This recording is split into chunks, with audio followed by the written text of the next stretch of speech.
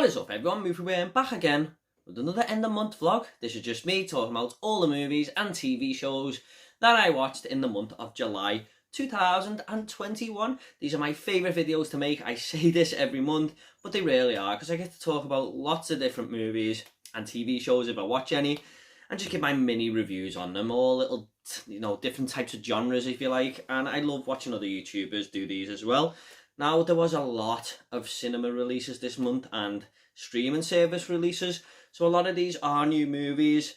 I know I am trying to get through all the unwatched films in my Blu-ray collection, and I did watch a few of them, which I've got next to me here, but these are mostly new type releases because there was just so many films released this month. So let's just get into it with the first thing that I watched, and it is a Blu-ray, and it is Pirates of the Caribbean, Dead Man's Chest. Now, I'll just hold this side so you can see the movie poster. I thought the first one was okay, which I watched last month. I have talked about it in last month's vlog. If you want to watch any vlog videos, they will all be down below the playlist from any of the months that I've been on YouTube. I thought the second one was better by quite a bit, but I didn't love it or anything. I just thought it was a really good movie. But this is a franchise that I think people love way more than I do, because when I watched the first one, I just thought it was quite average, to be honest. This one had so many more good moments in it. Oh, nearly dropped it there. As you can tell, I'm not left-handed. There was some really good moments, like the action sequences and stuff, especially that part where they're trying to climb that big mountaintop there against the other pirates on them. I think they're in like a big bamboo cage or something. That was quite good. But overall, this was more fun than the first one. The first one was a little bit of a drag. This one seemed to flow a little bit better, and Jack Sparrow was even better than this one. So yeah, I thought it was a decent movie, but like I said, I don't love it as much as everyone else. They are jam-packed films. There's a lot to follow in them, but better than the first one for me. We'll come back to this in a minute. Or towards the end of the video, should I say. Now, I am looking down here because I've got the list of movies. I can't remember them all off the top of my head. The next one I watched, and this came out on the 2nd of July, and that is The Tomorrow War with Chris Pratt. Now, I was expecting the worst for this. I thought, oh, is this going to be one of them over-the-top budget movies that fail? And it was meant to be getting a similar release and stuff, and now it's coming on Amazon Prime. Is this going to quite hit the heights that it thinks it's going to?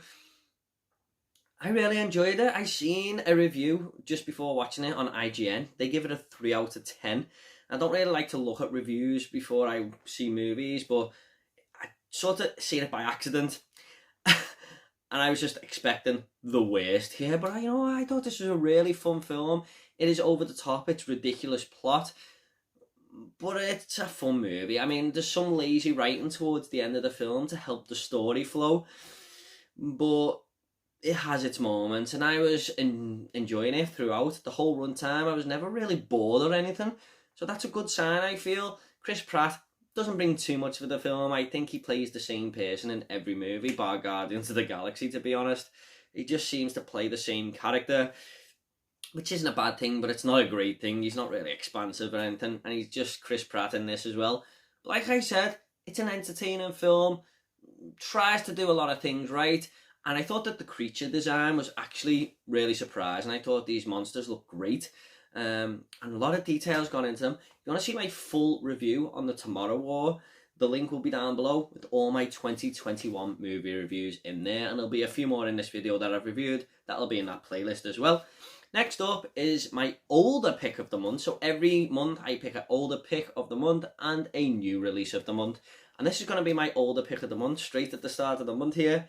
And this is a film I never watched as a kid, but everyone else seemed to. And that is The Mighty Ducks. I had such a fun time with this film. I just wanted something easy to watch because I went out on the weekend. I was a little bit hungover and stuff. And I thought, you know what? Let's just throw something on that doesn't require too much attention. And I really, really enjoyed it. I thought this was a great movie. I love sports films. They all mainly follow the same path, but the outcome is always one of joy, I feel, in most of them anyway, and this was no different. Estelio Estevez, I think the coach is called in this. Emilio Estevez. Sorry. He was great in this. He is the coach. I thought he'd done a really good job with these kids, and all the kids had character to them. They weren't really wasted. Each one of them had a personality, and it was just really great to see him take this team who hardly ever win a game to, you know, getting further up there and sort of getting to the nearer the top of the leagues. But there's also a personal vendetta, well, not a vendetta, but a personal grudge that he has with his old coach, because his old coach blames him for not winning this game at one time, this important match, and this is him getting his own back, really, because he made him feel worthless all his life. So I think this is a really good film. I really enjoyed it, and I watched that on Disney Plus. If you haven't seen it, I highly recommend it. So you know what I've done straight after that? I watched The Mighty Ducks 2, yes. Now, I did enjoy the first one just a little bit more, but this was still another enjoyable time. I thought all the new characters that came into the team had something about them as well. And there's this guy who's like a bit of a tough guy, and he teams up with the other tough guy from the first one, and they're sort of, you know, the strong point of the team, if you like. And there's a female girl who comes into it who's the goalkeeper, and she wants to prove her worth and stuff like that. But they're playing for Team American in this one, which was kind of off-putting a little bit. I think would have liked them to just carry on as the Mighty Ducks and go into a new season and stuff. But I applaud the film for being a little bit different. Emilio Estevez, once again, was great in this. I really enjoy his character. And I've been meaning to watch the third one since this, and I just haven't found the time slot. But expect that to be in next month's review. I do want to watch it soon, and I do want to watch the Mighty Ducks Game Changers. Really, really enjoyed this. Disney Plus is great, isn't it? It's just got a lot of stuff there, and you can just have a lot of enjoyment with. So I really enjoyed The Mighty Ducks and The Mighty Ducks Part 2. Next up is Fear Street Part 1, 1994. This came out of left field from Netflix. I had no idea it was coming. And this is a paranormal type slasher film. I thought there were some really good kills in this, especially one towards the end with a bread slicing machine. And the killer was really good too. I mean, he kind of reminded me of Ghostface from Scream because he's got this mask on with a big black cloak and stuff. And it's about this town of Shadyside, and it's cursed. I mean, every few years these killings happen, or these massacres and stuff. I thought it was a good concept.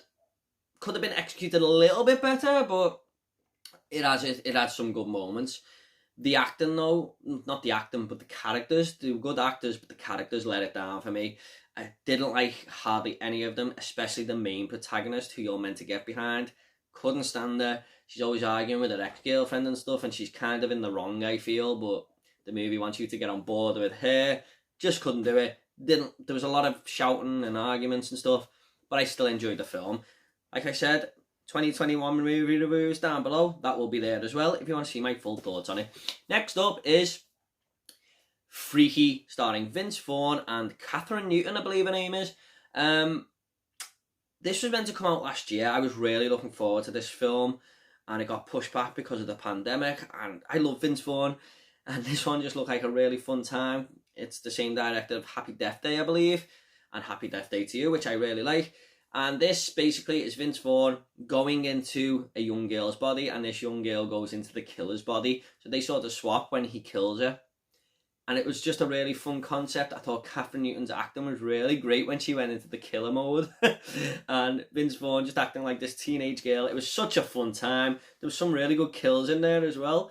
Not an amazing movie or anything like that, but an enjoyable one. I'm glad I finally got to see it, because I like horror comedies from time to time, and this was a really good one. If you like Happy Death Day and stuff, it's kind of along them lines. Looks the same, shot the same type of tone and characters, if you get me. It felt quite like them films, so I recommend this. I know it's kind of playing on the idea of Freaky Friday with Jamie Lee Curtis and stuff, so if you like your comedy horrors, definitely give this one a go. I find it hard pressed for people to not enjoy this, because it's just a fun time. It knows what it is. It's self-aware that it's just trying to have a fun, give you a fun movie experience. So that is Freaky.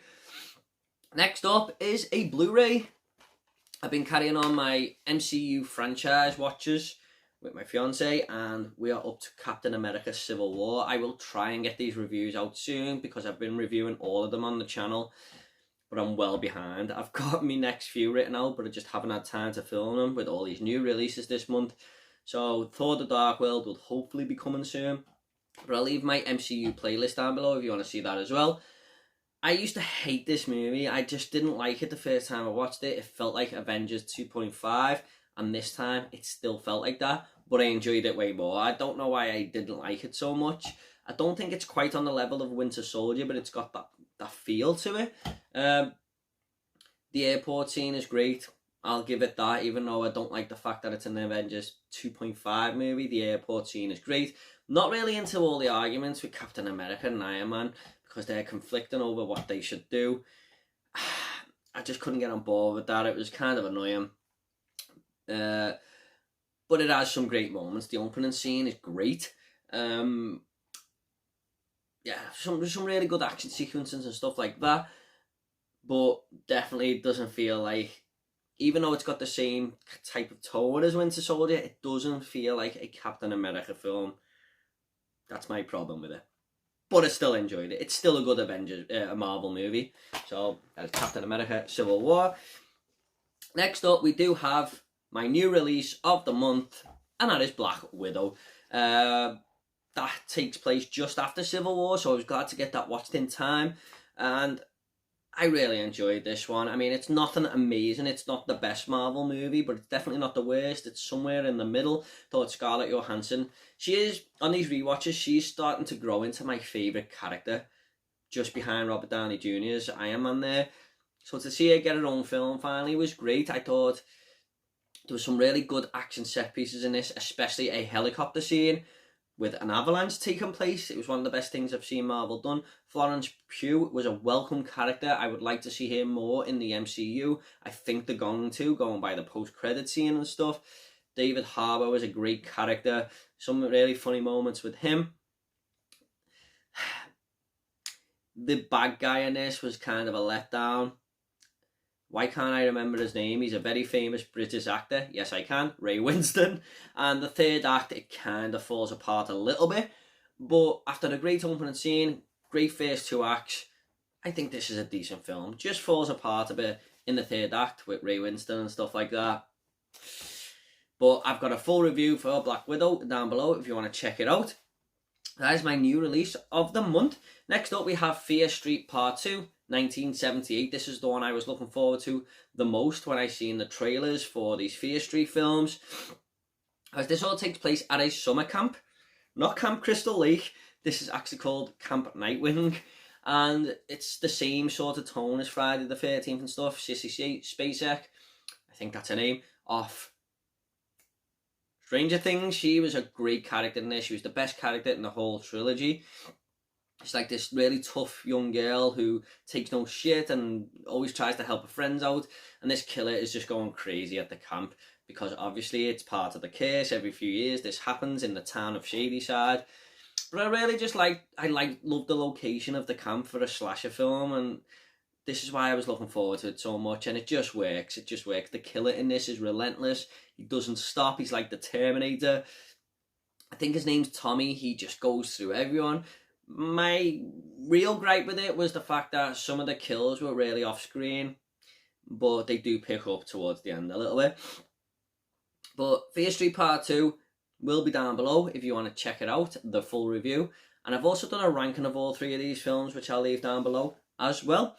Next up is Escape Room. Now, I watched this on Amazon Prime, but just afterwards I picked this Blu-ray up because I really enjoyed it, but I wanted to watch it mainly for the new one coming out because I wanted to review the new one on the channel, and I seen the trailer in the cinema and I thought that looks like my type of film, and it was. This is kind of like Saw, but just not as extreme.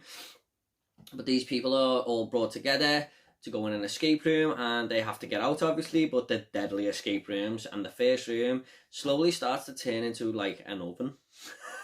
And they're starting to heat up and stuff, and they've got to find a way out. And there's lots of really well designed rooms. One where the floor is just falling through, and they've got to just try and get out in time before they fall to their deaths and stuff. I really like the concept. I thought it was executed quite well. it's just a fun movie, kind of like Freaky, where it just wants to have fun. You can just sit back and relax, even though there are some tense moments. You sit back, relax, and have fun with it. And I'm happy to have it in the collection now. So I highly recommend this. Not highly recommend it, but I do recommend it if that's your type of thing. And it's on Amazon Prime if you want to watch it. But I'm glad to have the Blu-ray now. Next up is The First Page. Now, the Forever Page was coming out, of course. I'm really sorry. I think I've got a bit of a cold or something. The Forever Page was coming out that week, and The First Page was the only one me and my fiance hadn't seen. We'd seen the other three, so we said, I just don't feel right by not watching this one before I go and see the new one, even though it's kind of unrelated, sort of. Well, it is related, but doesn't really reference it too much. I did not like this film at all. I'm not a fan of the franchise too much. I think the best one is probably a 6 out of 10. I get people like this. There's a lot of people out there who love this franchise. But for me, I think it's one of the weakest horror franchises out there. Good idea. Just don't think it's ever been executed really well. But this was the worst one by far. It was just full of unlikable characters. It wanted us to get behind some drug dealers. I just didn't like it. What I don't like about this franchise, it's very dark, and this is no exception. Everything's just so hard to see and stuff. It just wasn't for me. It really wasn't. I like the concept of going back to the first one to see what happened, but after like 20 minutes, it's just another Page movie. It didn't do anything for me at all. So, yeah, The First Page. If I'm going to pick a turkey of the month, which I'm not, but that would be it. Next up is Space Jam 2: A New Legacy, and this wouldn't be far behind The First Page for the turkey of the month, but I thought this was a little bit more enjoyable than that. I like Space Jam from the 1996, I believe, and this one just becomes a bit more too complex. That is a very simple concept, even though it's totally crazy. They simplify that to let you just understand the movie. This one goes into all different types of territory. They're playing inside a video game. They're using applications to make it work. The CGI, the special effects were terrible. All the Warner Brothers characters outside the basketball match watching along were just very distracting. You couldn't see what was going on in the basketball match because you were too busy trying to spot where Pennywise was or Voldemort. Warner Brothers definitely up their own arse a little bit here by celebrating their own success. It's like they've gone, well, we've only ever made one Space Jam film, so maybe we could use Space Jam 2 to advertise our company because no one's going to really care. And yeah, you could see it a mile away. There was some good moments, like the animated parts. I really liked them. The characters were quite funny. There is a joke involving Michael Jordan towards the end, which I thought was really clever. But not a great movie for me. Not a great sequel at all. The first one is kind of okay. This one isn't even half that. So if you want to check my full review of Space Jam 2, that will be down below. I go into some detail there. There's not really any spoilers, but it's like a 10-minute review. So that'll be down below as well. Next up is Fear Street Part 3, 1666, the final part of this Fear Street trilogy. And this is the one I wasn't looking forward to too much because it takes place in a time period I don't really care too much for. I just think it's kind of a boring location, a boring time period to take place in. But I was quite surprised by this. It was good to see what actually happened in Shadyside, why this case is happening, instead of just hearing about it with flashbacks of the first two movies. It is kind of two films, though. It goes to Fear Street 1994, Part 2 there. So the last 45 minutes is the second part of that first film. But the first hour is where it all shines in that time period that I'm not really caring for, in the 17th or 16th century. I don't quite know how you work that out. But the characters from the first film who I didn't like, the actors who play them play different parts here, but they are actually quite good in this one. So like I said, it wasn't the acting from the first film, it was more the characters.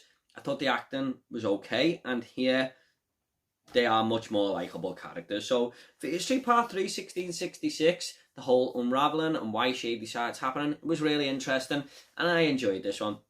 I kind of enjoyed all the movies quite on the same level, but there are certain things about others that I like a little bit more, but it's minimal.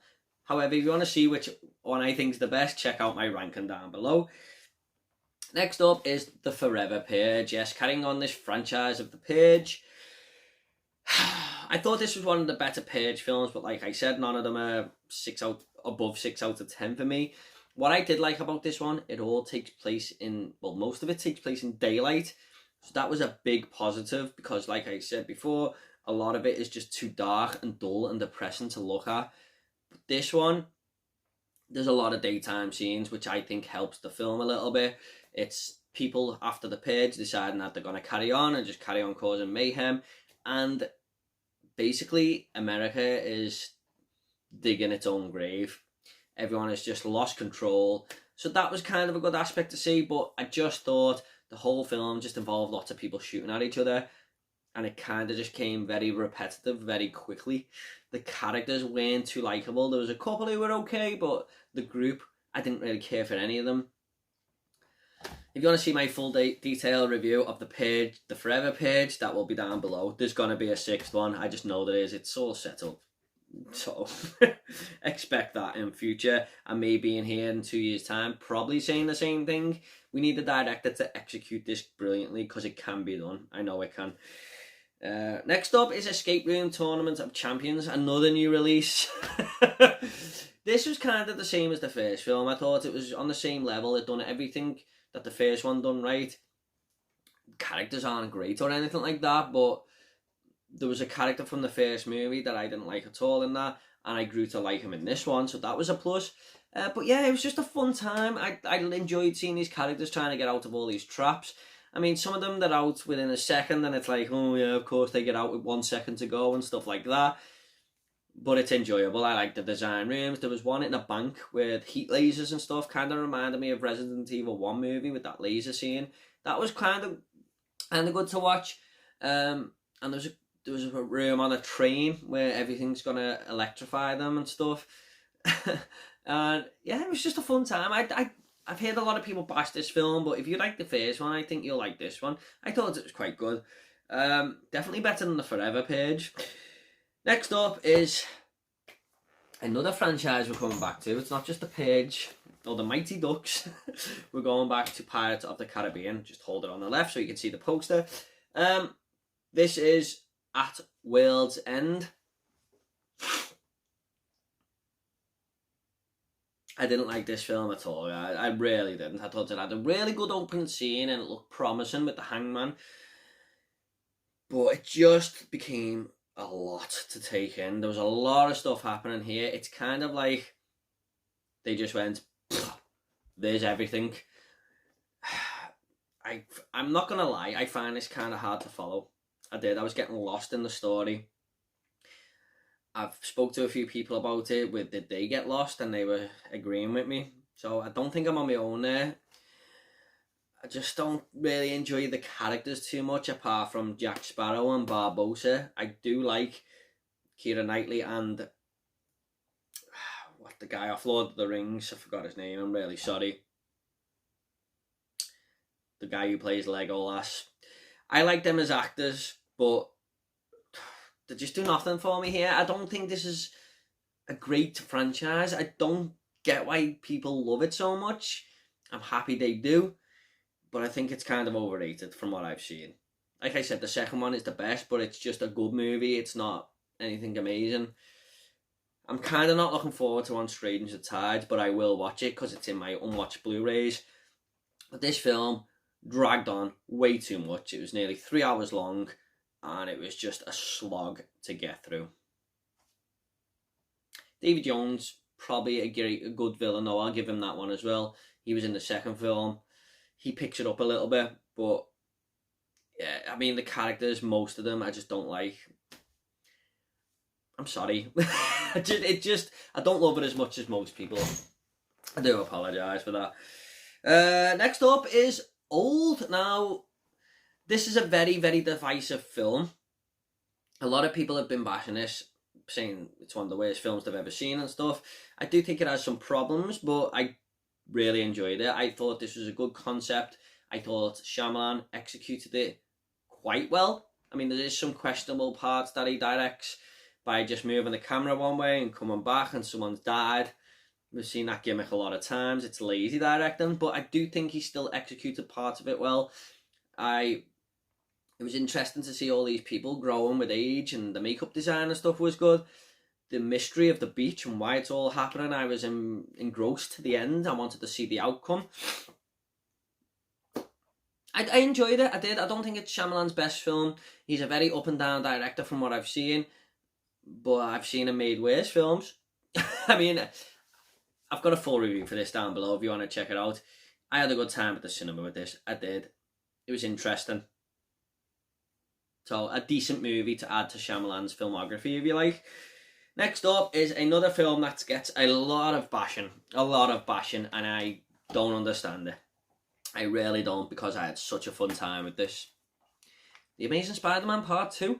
This has took me a while to watch because we're on the new Spider-Man universe now, and this was just sitting in the middle. I was like, oh, I watched the first one a while ago, but I've got to go back to that universe, and I don't really feel like it because I love Tom Holland and stuff. But I enjoyed this. I really did. I don't get the hate for it. I don't. A lot of people don't like Jamie Foxx's Electro. I did. Even though he didn't look great, there was some dodgy CGI. I thought he was a good character. Not really into this guy as Spider-Man, though. He's too bouncy, and what's his name? Andrew Garfield. He bounces around too much and stuff, and yeah, now you've seen Tom Holland as Spider-Man, he is the man to play that character for me. But this had some good moments. Emma Stone was brilliant in this. She was fantastic. One of the best performances I think I've seen her give. I mean, I know she starred in La La Land and stuff like that, but she was really good in this. She was the best part about the entire film, actually. I will admit there's not as many Spider-Man moments as I'd like there to be, but when they're done well. The last scene with Rhino is great. I love that part. I really enjoyed it. It's a good Spider-Man film. I don't think I've really disliked any Spider-Man films, to be honest. Even Spider-Man 3 is enjoyable to a point. So yeah, I'm a big Spider-Man fan. I should have watched this way earlier than I did, and I enjoyed it. I don't get the hate for this film at all. I'm always going to be honest on this channel, guys. I am. Next up is a film that a lot of people told me to watch, and I nearly gave this my older pick of the month, but it just went to Mighty Ducks because I had a little bit more fun with it. I'm really sorry. And that is Lion.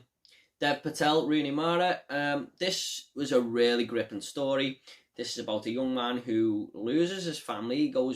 He kind of gets lost on it. He sits on a train, like a coal train or something, and he wakes up and he's kind of in a different country. The coal train will not stop. He can't get it to stop, and he doesn't find his way back, and he is then adopted by Nicole Kidman, who moves into Australia, and when he's older he tries to find out where he come from and stuff. He's got, his family have been looking for him and stuff like that. Really, really good film. Really, really strong. I thought this was an advertisement for Google Earth, but I don't think it is. He just uses Google Earth to sort of track where he used to live, where that train came from and stuff. Really good idea. Definitely think the first half of the film is better than the second, but it's still good in the second. I just like the story when he was a young kid of, what happened to him and stuff. It's a gripping film. Someone asked me to film my reaction for this, and I totally forgot. I am so sorry. So if you are watching, my friend, I do apologise, but it was a good emotional ending. And I really like seeing the real people that this story is about at the end of the movie as well. This is a true story. So I do recommend this. I picked this up from Poundland. I always see it in there. If you see it, grab it. It's worth it. So yeah, that is Lion. Next up is Star Trek. I thought this was an okay film. I've never watched the TV program really. I've sat down a couple of times and tried to, but it's just not for me. So I wasn't really looking forward to this film. I thought it was okay. Chris Pine was a really great character. There was some really intense action moments, I thought. The opening scene is great with Chris Hemsworth. I really enjoyed that. Didn't love it, didn't dislike it. It just, yeah, I've got the second one to watch as well. I've got a feeling I might enjoy the second one a little bit more from the talk I've heard with people. This was alright. It was alright. You know, it's not a film that I was ever going to go out my way for, but this was given to me, so yeah, I mean, there's not much to say on it. It's just a decent space adventure movie. So, next up we do have the Wolverine. This is another one I've been putting off for a while because the X-Men universe has just kind of got me lost now. I don't know where I'm up to on it. There's a couple of films I haven't seen. This is directed by the guy who's doing the Indiana Jones film. James Mangold. Yes, I remembered. So I can finally watch Logan now. A lot of people told me that I need to watch Logan. It's a great film, so I can finally watch it now because I've seen this. I enjoyed this. It wasn't spectacular or anything like that. It was a decent film. Thought the last scene was great. I forgot the villain's name, but he's like this big mech robot type character. All take place in kind of, I think is it China or something, or Japan. All take place there. Good setting for a Wolverine film. There's a character in this who's kind of like Poison Ivy. She was great, but I apologise, I'm not up to scratch with the comics or anything, so I don't know the origins of it in the comic, but she was great. And there's a little bit of story behind it, a little bit of politics involving his family and stuff. Oh, that was interesting. Hugh Jackman was really great. I love the way he's always angry and stuff. Decent movie, not more, not less, kind of like Star Trek, if you like. And that is it, guys. Very average month, I feel. Nothing really stood out. These are all like 3.5 at best movies. Even Black Widow, which I give my new release of the month, I think I give that 3.5 on Letterboxd. And The Mighty Ducks, which was my older release of the month, I give that 3.5 on Letterboxd as well. So nothing too special here. A lot of new releases. Hopefully I can dig into the Blu-ray collection next month and get all them unwatched films. We are in the 20s now, so yeah. This month I've already watched Signs and I'm going to see The Suicide Squad tonight, so there's 2 films that are going to be in next month's end of month vlog, and look out for more reviews and stuff.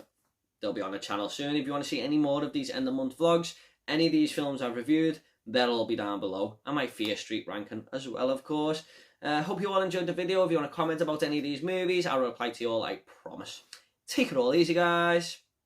See you all next video.